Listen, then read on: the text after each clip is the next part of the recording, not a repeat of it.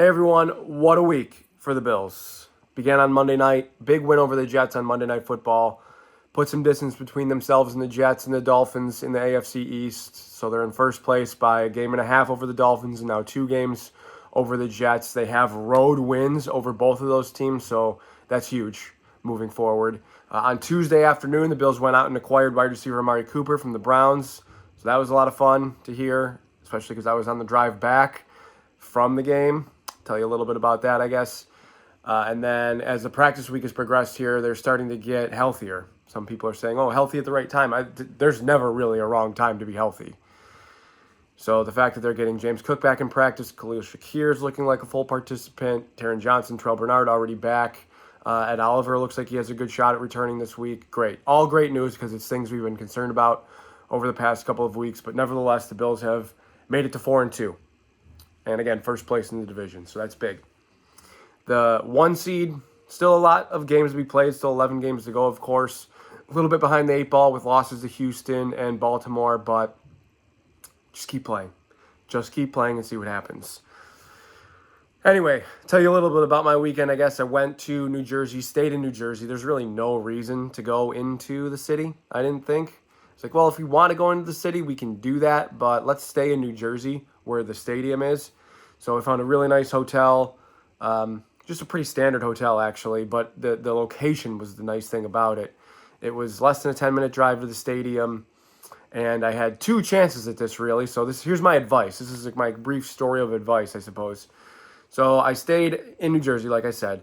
I took an Uber to the stadium on Sunday night for Sunday Night Football because I went to Bengals at Giants, rooting for the Giants, obviously. Definitely wanted the Bengals to lose, and the Giants had just chance after chance after chance, but they couldn't make the Bengals pay for anything. The Bengals were trying to give that game to the Giants, couldn't do it. Anyway, I'm not going to recap that game in its entirety. But I took an Uber to the game, no problem, at like whatever the heck time. I don't even remember what time it was, maybe 5 or 6 o'clock. I took an Uber to that game. It was like $20.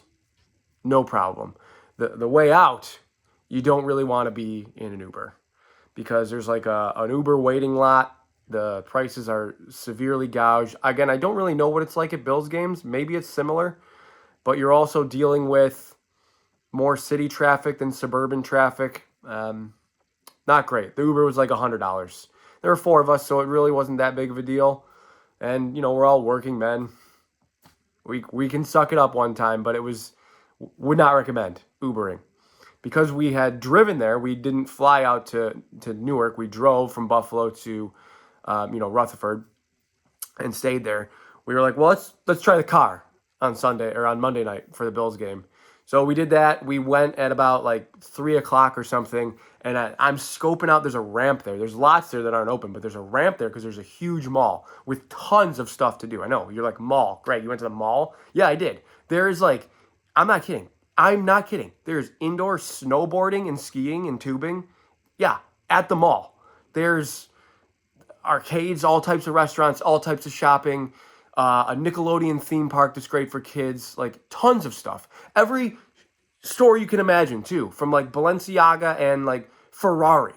Okay, not the cars, but yes, the car brand, but like Ferrari clothing. Went in there just to check it out. Jackets were like $4,000. Not an option for me, but still pretty cool to see. Balenciaga and Ferrari to like, American Eagle and the basic stuff. Like 3 stories of malls. It was awesome. Bills fans in there everywhere. Great food court, everything. No complaints. But I'm scoping out the parking ramp to see like, okay, where can I exit? And I'm like looking at like the best way to get back to my hotel from this parking ramp. And I'm like, okay, I'm going to park right here and get out right here, right near the exit in case there's a lot of cars on the way out, which I was anticipating. Anyway, when I did leave the game, pulled right out. It was $75 to park the car for the day. It is what it is. I know it's, $100 Uber, $75 to park the car. It just wasn't worth it was the timing of it all as well.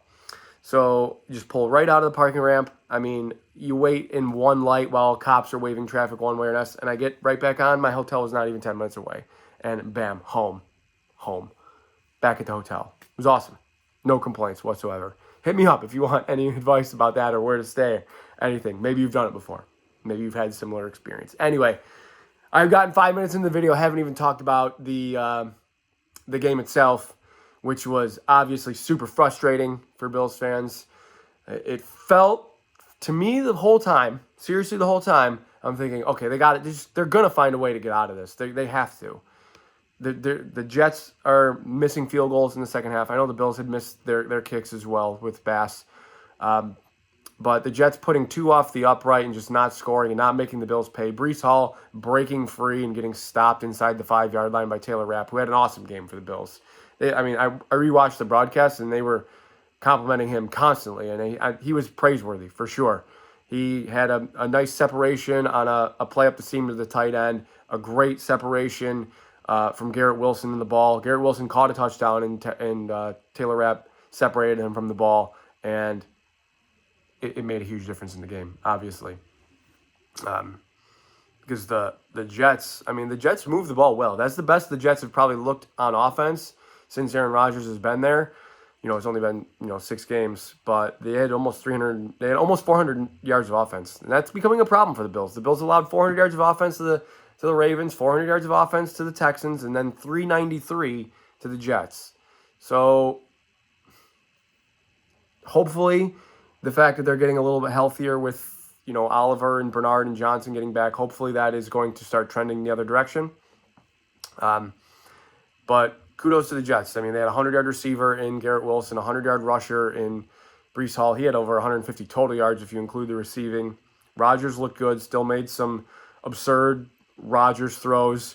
And if it had not been for a Mike Williams drop and Mike Williams slip and Aaron Rodgers overall hating Mike Williams, it seems, because he dragged him in the press conference after the game, the Bills may have lost that game.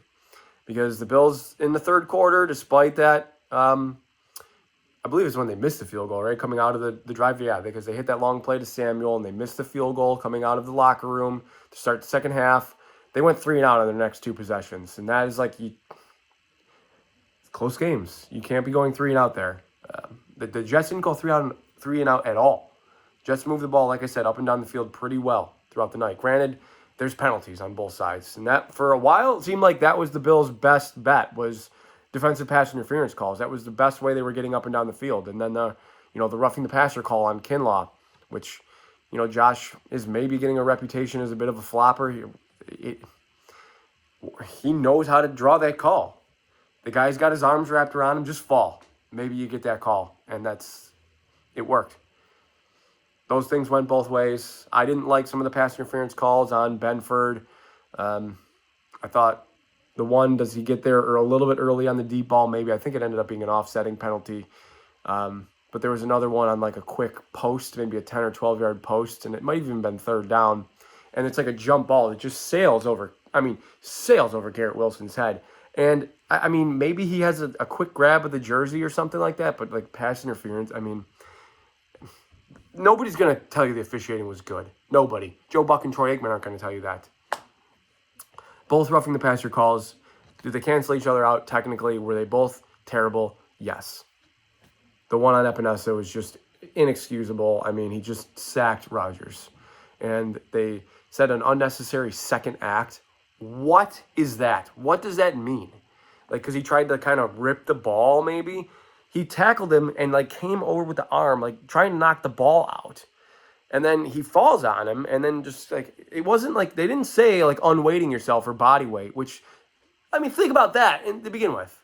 You got to unweight yourself? You mean you want the defensive player to fight gravity? Hello? What are we talking about? Just use your brains. Somebody in New York, that's what they have those things for. They got communication for, that open line of communication. Just be like, hey, pick that one up. Nope. You got to have the replay right away. You got to know how this looks. If they spent plenty of time in discussions on Monday night. There were plenty of times where it was very clear they were delaying because they were talking to somebody in New York. And, that should have been one of those times. Yeah, penalties, just gross. But the Bills beat themselves up with their own penalties, with inexcusable penalties, really. I think there were back-to-back drives. There might even been the third quarter drives they went 3-and-out that I'm referring to, where they started the drive, they came out of the huddle, came out of the commercial break, false start, 1st and 10. Come on. Those are, Sean McDermott after the fact even said, he's those are non-negotiable. Agreed. I don't know how anybody could debate that. So, Ton of things for the Bills to clean up, but they were fortunate to get out of there with the win for sure. Nice play by Taron Johnson to take advantage of the Mike Williams slip and get that interception late in the game. And then just an amazing play. You knew Josh was keeping that ball on 3rd and 4, right? You just knew it. Maybe even the Jets knew it. They couldn't do anything to stop it. Super impressive. That's why he's QB1. Still really impressed with Ray Davis's game. Of course, how could you not be? Filled in for James Cook, who, we kind of thought was going to play, I think. Schefter even tweeted, like, his agency says he's going to play, and he ended up not playing. So that was a bit of a curveball, but Ray Davis filled in admirably, and I suspect that he'll earn some of the trust of the coaching staff. Seems like they want to keep Ty Johnson in that, 5-ish touch per game role. They're like, hey, your role is going to stay the same. We're just going to use Ray for this. And I thought they would use Ty Johnson a little bit more, especially considering that he used to play for the Jets. But that shouldn't be a good reason to do it. You drafted Ray Davis for a reason. I'm glad to see him used. He was especially good in the first half. Both teams were especially good in the first half. It was 20-17 at halftime. Why? Because of a Hail Mary, but which we can talk about as well. Where was I? I guess I should just talk about the Hail Mary. So I don't remember even where I was. Talking about Ray Davis, of course. Yeah, great job. Great job. Love to see him involved as we move forward here. The Hail Mary of course, it was in the end zone I was sitting in. And, I mean, as soon as that ball got in there, I'm like, he got it. Yep, he got it. As soon as that ball came down and just right when it hit the fingertips, he caught it. He caught it. I mean, there was just, even though his back was to me, and he lands on the ground and the ball squirts out there, and even Joe Buck, I watched the replay back there, was like, oh, it's incomplete. I'm like, nope, that referee says touchdown. It's going to be a touchdown. He caught it. I want to give credit, or I want to say that it's a good idea even, to defend the sidelines. Because you don't want to just give them the 50-yard field goal attempt or whatever, 55-yard field goal attempt or whatever it would have been. Because there's 8 seconds there. There's enough play to run that quick 10-yard out, and then you're like, well, what the heck? Why did they give them the sidelines? I understand that. Why are you doing that with Greg Rousseau and Epinesa, though? I don't fully understand. You can change up the personnel. You could use Mac Hollins or Keon Coleman, these big, tall guys, in the end zone to knock the ball down. Maybe just one of them. Maybe both. I don't know. But you have, undersized corners. And not that Lazard is even the tallest receiver. He had 100 yards himself, actually. Wouldn't have without the Hail Mary, but to add to the 100-yard receiver thing, yep, he's another one of them.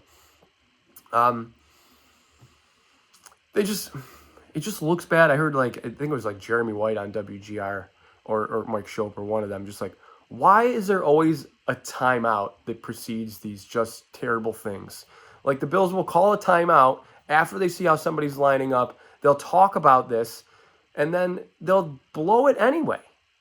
And maybe I'm just not even noticing when they're not blowing it, when they're taking the timeout beforehand. But, man, the fact that, they sit, they talk about these things. Okay, here's our strategy for this, and then it just blows up in their face. Obviously, one specific instance comes to mind.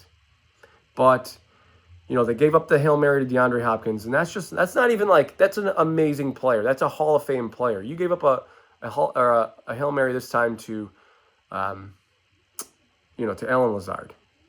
I guess it's Aaron Rodgers too, but who has this weird tendency to complete them. Remember they had one in the COVID year, the 2020. Herbert completed one. It landed short of the end zone, and they were stopped at the 2-yard line. And the Bills were fortunately up by 10 at the time, so it ended up really not mattering, but he completed it. So figure that out. Maybe you want to start using these tall players. Anyway, I've gone on way too long on the Jets because I have more to talk about, obviously. And it starts with what happened on Tuesday afternoon. And that's first, I guess, with Devontae Adams being traded to the Jets for a conditional 3rd-round pick that becomes a second based on incentives by Adams, incentives by the team, etc. So that was pretty predictable. It seemed like all along he was tracking towards playing for the Jets, wanting to play for the Jets because of his relationship with Aaron Rodgers. I think we should just be grateful that the Bills won the game on Monday, because if Both teams are 3-3. The Jets have the tiebreaker by virtue of their victory on Monday. And then they go and get Devontae Adams. We're probably feeling a little bit worse, even though the Bills went out and got Amari Cooper. But once the Bills countered with Amari Cooper, Devontae Adams thing, really, it felt expected anyway when it happened. I'm like, the Bills probably it just wasn't realistic. They couldn't take on that money. And the Jets are paying, once the report comes out, the Jets are paying the entirety of his salary. It's like, well, the Bills were just never in on that. That's not an option for them. So, of course, they traded him there. But then they go out and get Amari Cooper, who, for a third-round pick themselves and a pick swap later on, and they're only going to have to pay him like $800,000 and some change the rest of the season. Like, that makes so much more sense. And there's certainly a possibility that Amari Cooper isn't the player he used to be. Probably isn't the player he used to be. He's like 29 years old, or 29 or 30 years old, something like that. But it's hard not to be optimistic about it, because I don't know, you look at all his, like, he's just a better player against man. He still knows how to get open. Better player against man, better player against zone. He gives you a legitimate threat, because the teams that the Bills are playing seem to be daring them to beat them man to man. And some of the time it's worked for the Bills, but like, it's not happening on a consistent enough basis that the Bills felt like they had to go out and do something. And a lot of this was probably in the works, probably Monday night, because it sounds like Devontae Adams was already there at the game. I'm not sure if Brandon Beane knew that, but maybe he knew that this was going down. And then by like 1 a.m., at least this is, according to Aaron Rodgers, it sounded like it was going to be official, and it was announced the next morning. So Beane probably had moved on from that at that point and was maybe already discussing things with the Browns and Amari Cooper. And then he went on Pat McAfee and said that, yeah, this was, I'm still talking to teams. I'm always talking to teams. And the Browns were like, hey, we kind of want to wait and see what happens this week or whatever. And then they fell to 1-5, so they were, probably much more open to trading. And for the Bills, a 2025 third-round pick who maybe will hopefully, think about it, will hopefully like compete for a roster spot in the beginning, but might be a contributor in 2026. No, we don't have time for that. We need to win now. And that's why Amari Cooper has to play on Sunday against the Titans. You got this guy for only guaranteed 11 games. God forbid he misses time with an injury or something like that. You need to play him. You can put a small package in there for him. He doesn't have to play his full complement of snaps, but he has to play. That's why you got him. So, I mean, that's exciting.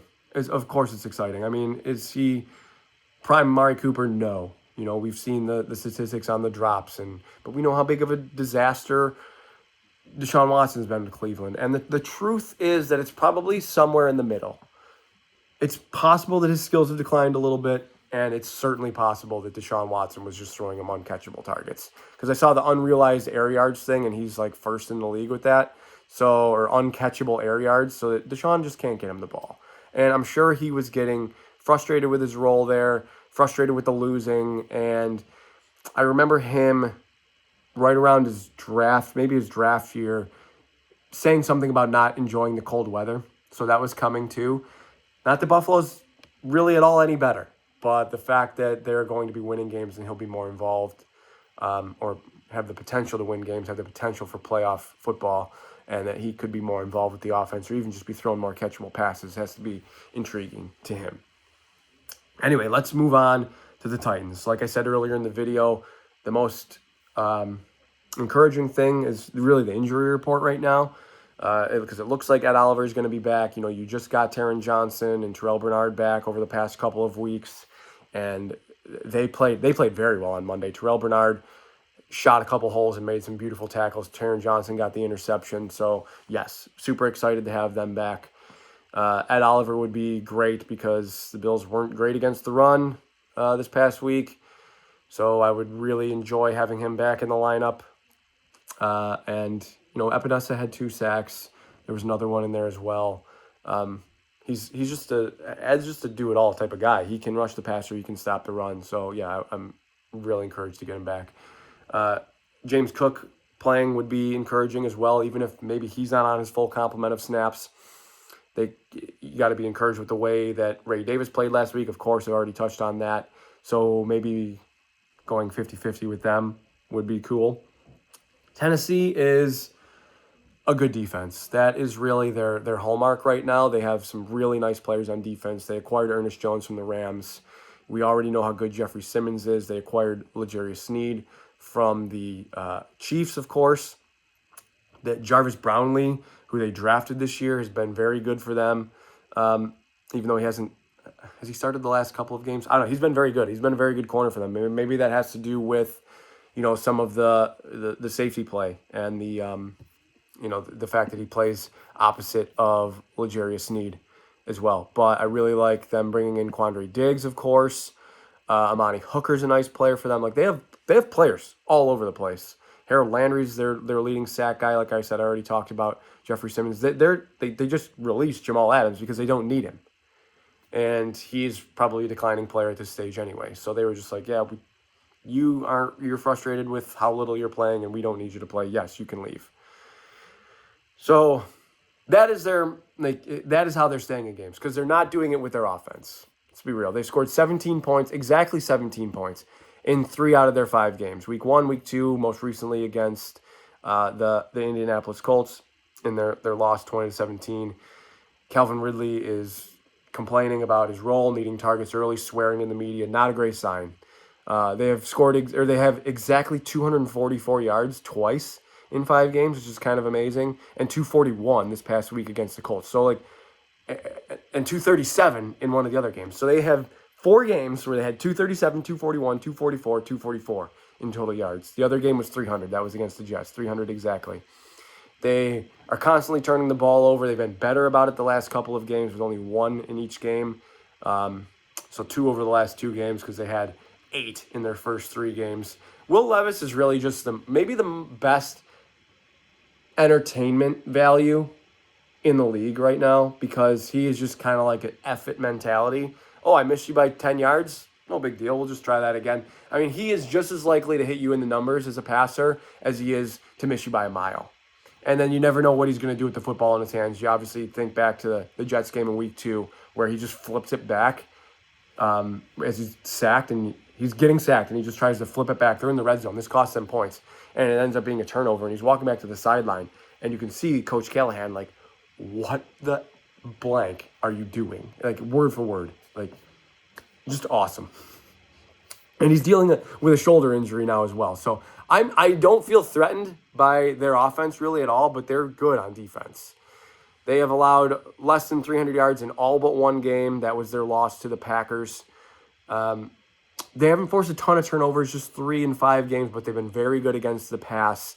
They haven't even allowed 200 total yards passing in a game yet. 190 is a season high. That was to the Packers in week 3. And that was Malik Willis. Unbelievable. But they got ran all over in that game. All in all, like the Bills are 9-point favorites. This is a game that not only should they win, but I believe that they're going to win. This is one of those hopefully get-right games for the defense. I have liked McDermott's schemes and Coach Babbich's schemes over the years. I know that he's just a new defensive coordinator, but he's been there. I've liked their schemes with young rookie quarterbacks. I think they've done pretty well. I don't have a full statistic on that, but I think they've done pretty well with that over the years. And I expect them to do that again on Sunday. I think the Bills are going to win. I don't want to say in a runaway, but because like I said, the Titans are pretty good on defense. They just have real struggles moving the ball. So as long as there's nothing stupid with kick returns and turnovers and stuff like that, which could be a ticking time bomb. Josh still has, sorry, Josh.